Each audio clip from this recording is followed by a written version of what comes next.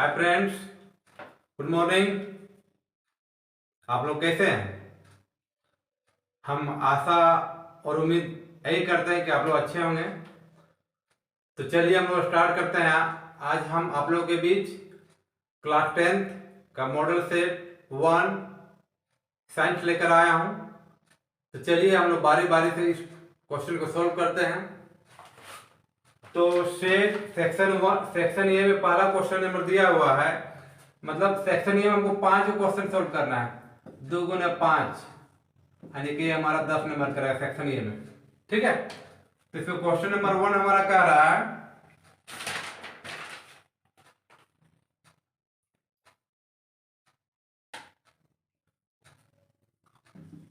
है कि विद्युत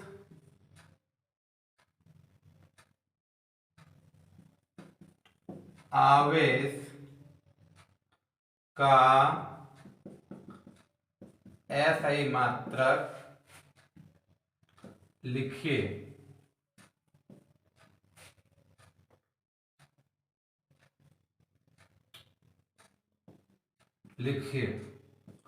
एक इलेक्ट्रॉन पर कितना आवेश होता है। तो चलिए हम लोग इसका आंसर लिखते हैं। विद्युत आवेश का SI मात्रक क्या होता है? यानी कि विद्युत आवेश का मात्रक कूलाम होता है। कूलाम होता है। एक इलेक्ट्रॉन पर कितना आवेश होता है तथा एक इलेक्ट्रॉन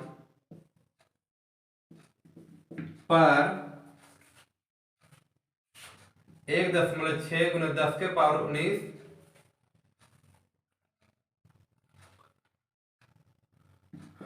आवेश होता है। Question number 2। Question number 2 volt meter का प्रयोग वोल्ट मीटर का प्रयोग कौन सी भौतिक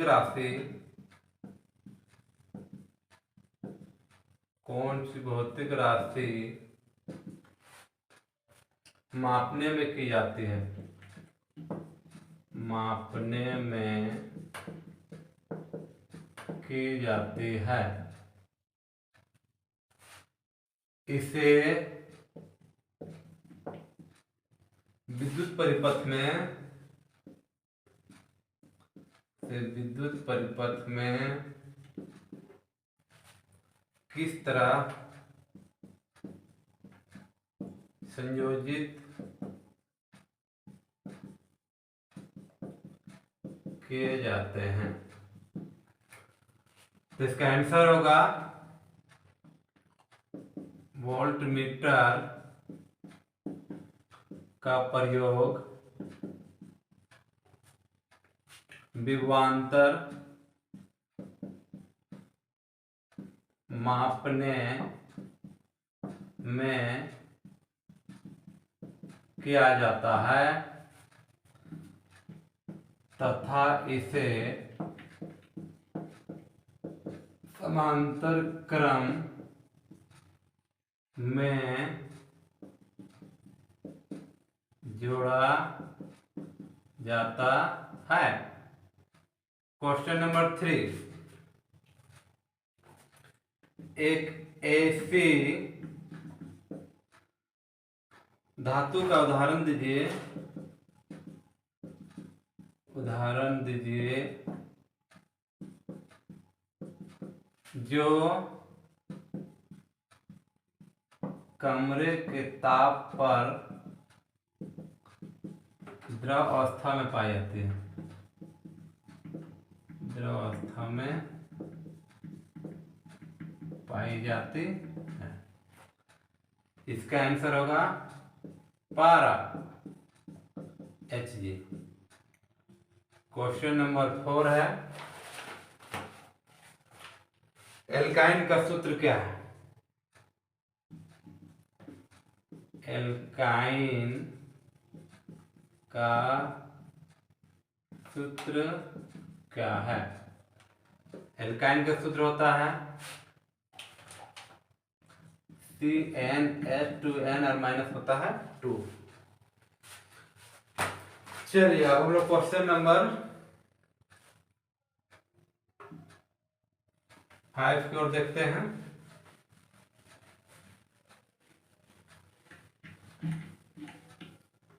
क्वेश्चन नंबर 5,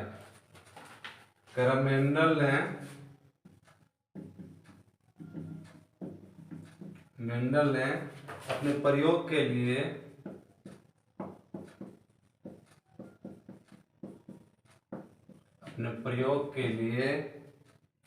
किस पौधे को चुना? किस पौधे को चुना? इसका आंसर होगा मटर का पौधा, मटर का पौधा। तो सेक्शन ए में हमको 5 क्वेश्चन को सॉल्व करना था, तो हमने 1 से लेकर 5 तक कर दिया, तो सेक्शन ए मेरा कंप्लीट। अब हम लोग सेक्शन बी की ओर चलते हैं।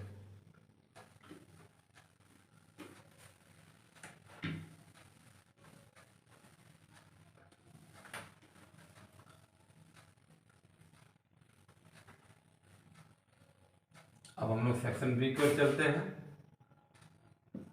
बी में है 3 गुना 5 यानी कि 15 नंबर का है, 3 को क्वेश्चन सोल्व करना है। सेक्शन बी का क्वेश्चन नंबर हम लोग 10, 11 और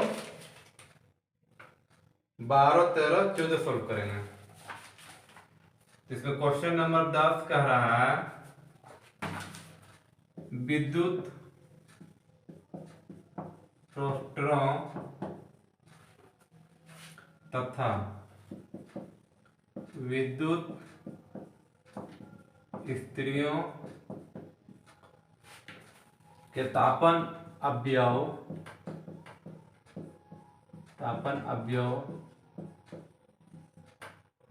शुद्ध धातु के नाम बनाकर मिश्र धातु के क्यों बनाए जाते हैं? क्यों बनाए जाते हैं? चलिए हम इसका आंसर लिखते हैं।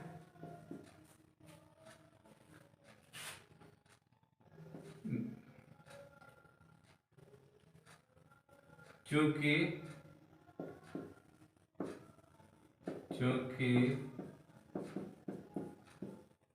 मिश्र धातुओं का गलनांक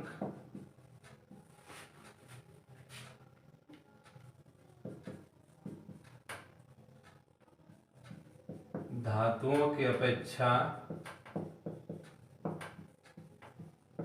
अधिक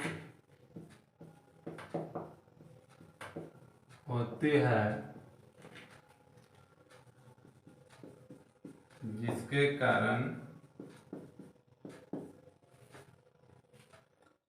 इन्हें शुद्ध धातुओं के ना बनाकर मिश्र धातु से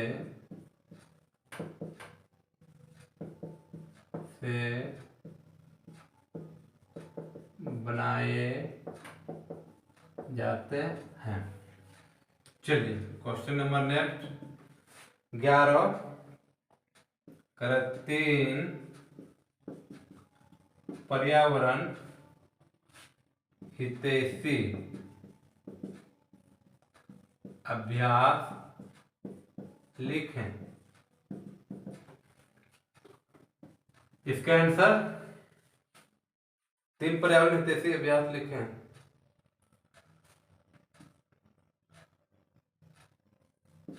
थ्री आर का प्रयोग करके हम पर्यावरण हितैषी बन सकते हैं। फर्स्ट आर है टू यूज, मतलब फिर से उपयोग। दूसरा है रिड्यूस,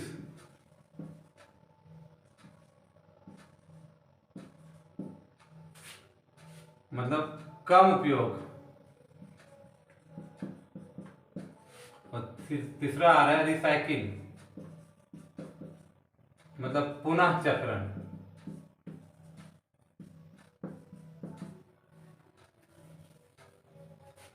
चलिए क्वेश्चन नंबर 11 हो गया। और क्वेश्चन नंबर 12,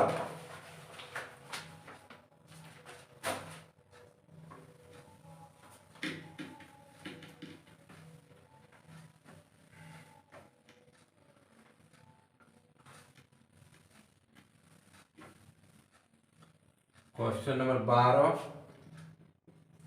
कर समझात अंक से आप क्या समझते हैं? समझात अंग से आप क्या समझते हैं? चलिए इसका आंसर हम लिखते हैं। वैसा अंग जिसकी बनावट एवं संरचना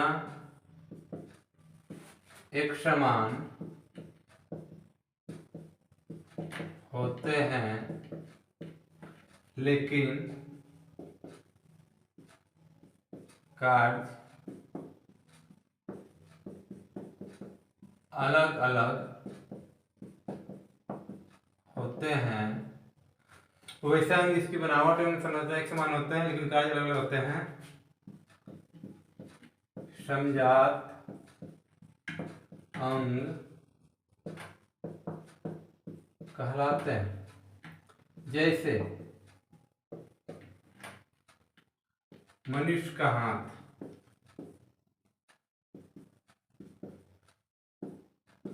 हम लोग समझेंगे। जैसे दोनों हाथ का बनावट एक जैसा होता है, लेकिन दोनों हाथों का कार्य अलग अलग होता है। दाहिना हाथ से हम लोग कुछ अलग कार्य करते हैं और बाएं हाथ से हम लोग अलग कार्य करते हैं। ठीक है, अब नेक्स्ट क्वेश्चन नंबर 13 हम लोग सोल्व करेंगे। कह रहे पारितंत्र में अपमार्जकों की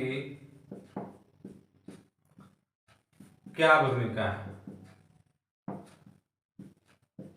क्या भूमिका है? इसका आंसर लिखेंगे। पारितंत्र में अपमार्जक पर्यावरण को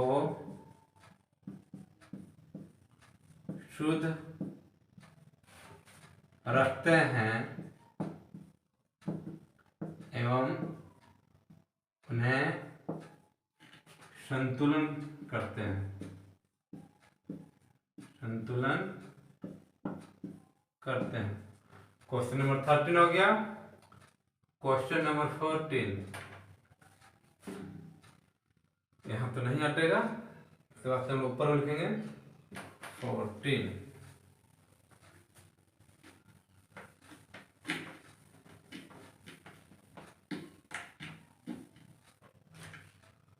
क्वेश्चन नंबर 14, समजातीय श्रेणी क्या है? समजातीय श्रेणी क्या है? चलिए हम लिखते हैं। कार्बनिक यौगिकों का वह श्रेणी जिसमें सभी सदस्यों में से, इसमें सभी सदस्यों में से क्या कर लेते हैं, एक ही अभिक्रिया में से एक ही अभिक्रियाशील समूह, एक ही अभिक्रियाशील समूह रहता है और जिनमें किसी भी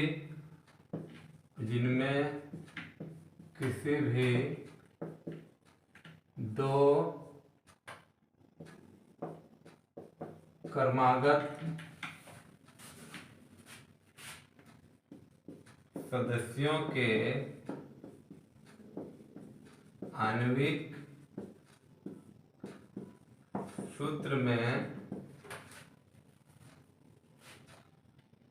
सदा ही CH2 का अंतर होता है,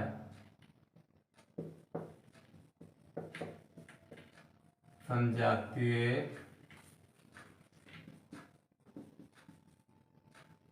श्रेणी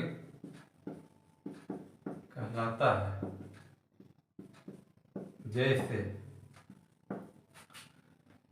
methane CH4, ethane C2H6, propane C3H8, butane C4H10। अब हम इसमें देखें CH4 और CH4 C2H6, इसमें C एक है, इसमें C दो है, एक C अधिक है, इसमें C4 है, H4 है, H6 है, इसमें मतलब H कितना है, दो अधिक है। अब इन दोनों करेंगे तुलना हम, इसमें C2 है, C3 है, एक C अधिक हुआ, इसमें H6 है, H8 है, इसमें H दो अधिक हुआ, इसी तरह से इसमें भी हमारा होगा CH2। तो हम लोग सेक्शन बी भी कंप्लीट कर लिए, 5 क्वेश्चन सॉल्व करना था जिसमें हम लोगों ने कर लिया। अब हम लोग अब हम लोग सेक्शन सी की ओर चलते हैं। सेक्शन सी,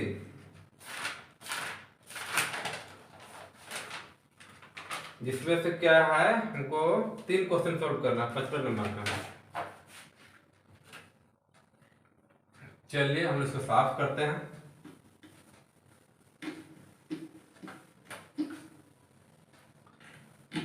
सेक्शन बी में 3 गुने 5 था और सेक्शन सी में उल्टा है जस्ट इसका, 5 गुने 3, मतलब हमको 5 नंबर का 3 क्वेश्चन सॉल्व करना है।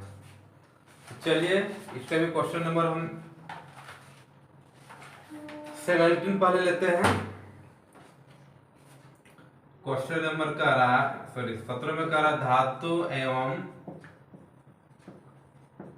अधातु के बीच रासायनिक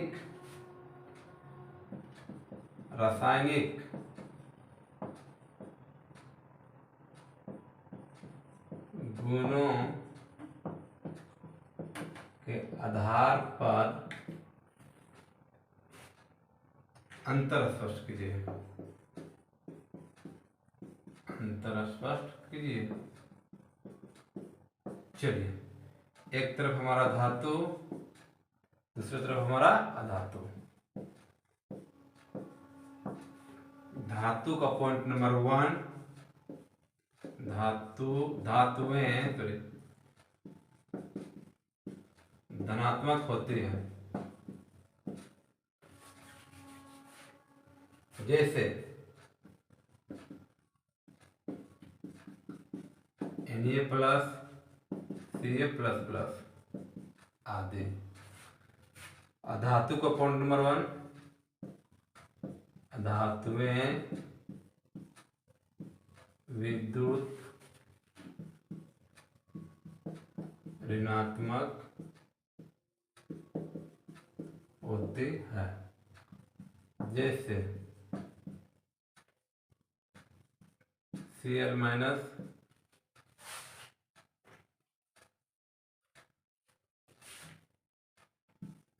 O माइनस माइनस आदि। क्वेश्चन नंबर 2, धातुएं क्षारीय ऑक्साइड बनाती है और धातुएं अम्लीय ऑक्साइड बनाती है।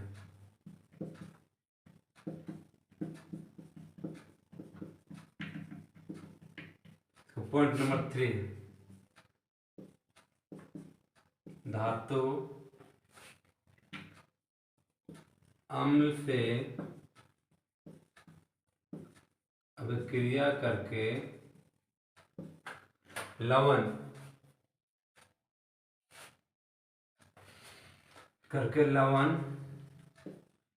तथा हाइड्रोजन गैस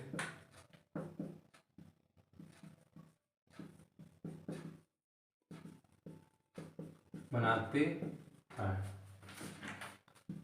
तीसरा, इसमें अधातुएं हाइड्रोजन गैस से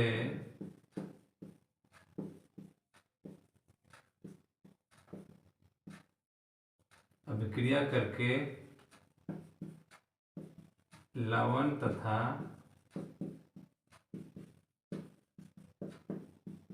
हाइड्रोजन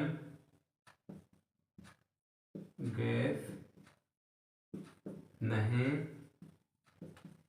बनाती है। चलिए क्वेश्चन नंबर 17, अब हम लोग क्वेश्चन नंबर 18 की ओर देखते हैं।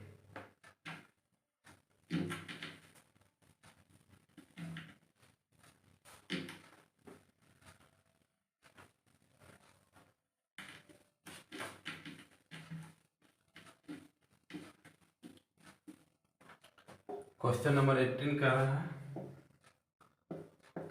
पोषी स्तर क्या है?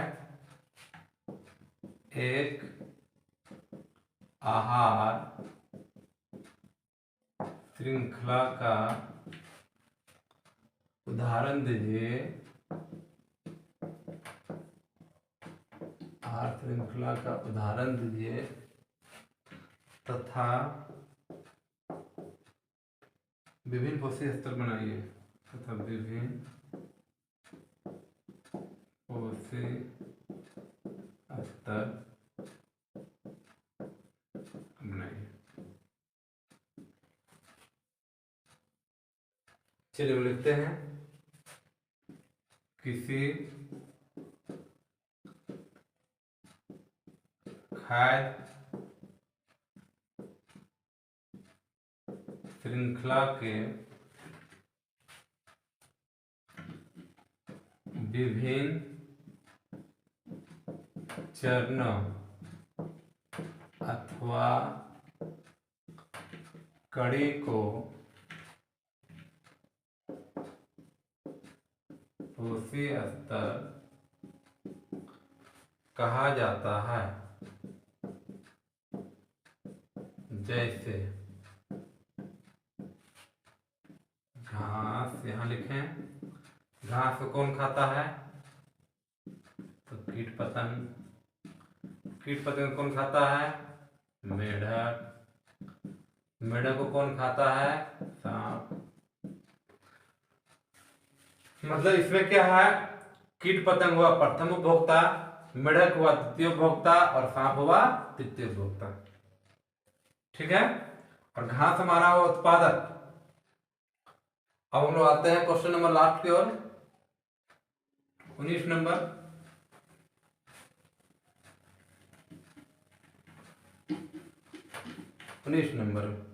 उन्नीस नंबर का ए में कह रहा है कि प्रभावी लक्षण से आप क्या समझते हैं? लक्षण से आप क्या समझते हैं। वैसे लक्षण जो स्पष्ट रूप से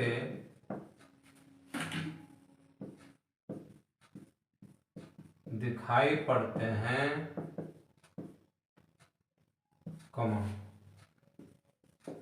प्रभावी लक्षण कहलाते हैं। अब हम लोग अंतिम पड़ाव पर पहुंच चुके हैं। अंतिम क्वेश्चन बाकी है मेरा। इसका बी नंबर का रहा है मेंडल के प्रयोग द्वारा कैसे पता चला कि लक्षण प्रभावी हैं अथवा अप्रभावी। समझाइए।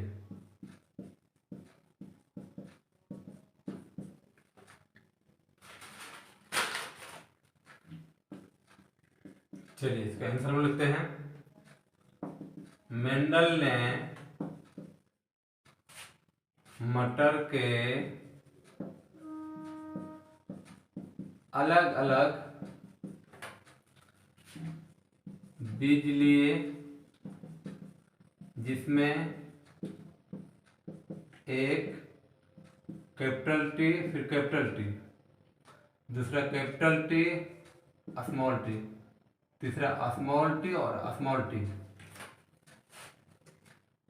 मेंडल मटर के अलग अलग बीज लिए, जिसमें एक T capital T, capital T, capital T small T और स्मॉल टी लिए। जनन के पश्चात यह